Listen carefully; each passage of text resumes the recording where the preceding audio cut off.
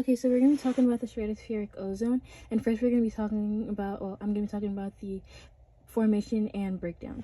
So the formation starts by the UVC breaking down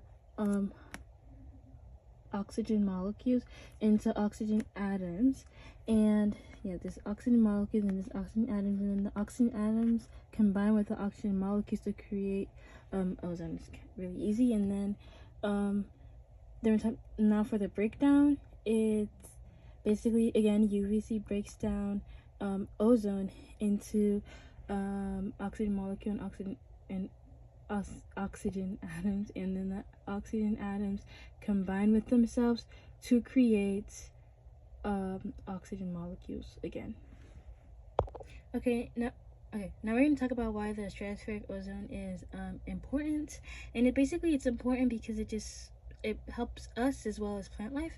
It helps us because it protects us from getting things like skin cancer, cataracts, and also it helps improve our immune system, or it gives us a better immune system.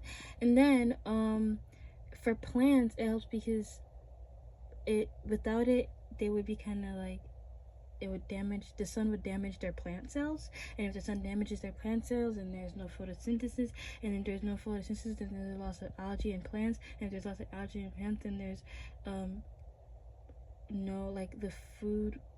there's a loss of food because there's a breakdown in the food web. And basically, so it's just kind of like a whole effect, basically, because obviously we need plants and they're kind of at the base of everything.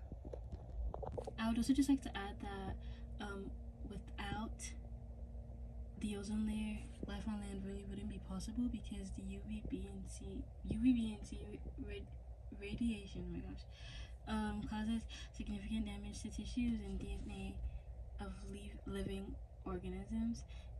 We don't really need protection from UVA because we have sunscreen, and that's kind of what sunscreen does. Okay. So now we're going to talk about anthropogenic ozone depletion. And anthropogenic basically just means human. And then CFC are primary anthropogenic causes of ozone breakdown, so the primary human causes of ozone breakdown. And then so UVB and UVC causes free chlorine atoms to separate from CFC. And then chlorine atoms that are highly electronegative bond to one of the oxygens from the ozone, converting it into oxygen. And then free oxygen atoms then bond to the oxygen from chlorine monoxide to form oxygen molecules. And free chlorine atoms break down more ozone. So it's just kind of like a cycle, and it keeps on going. And then one chlorine atom can last for 50 to 100 years, and they can destroy 100,000 ozone molecules. Okay, and now we're going to talk about natural ozone depletion before we talk about kind of like man-made or human. And now we're going to talk about natural.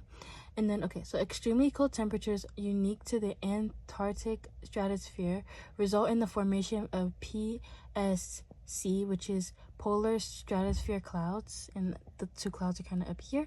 And then these clouds are made of water and nitric acid, and in the presence of PSCs, chlorine nitrate, which is this right here, and hydrochloric acid, which is this, react and give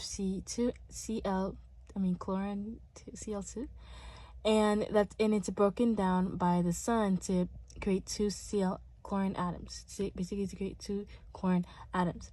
And then basically the whole process that we just talked about in the back with the anthropogenic ozone depletions happens again, but this is how it happens, like, naturally. But so basically it happens again where Cl breaks down O3, and then it turns it into O2, and then that just happens over and over and over again. So and that is my video explanation of the stratospheric ozone.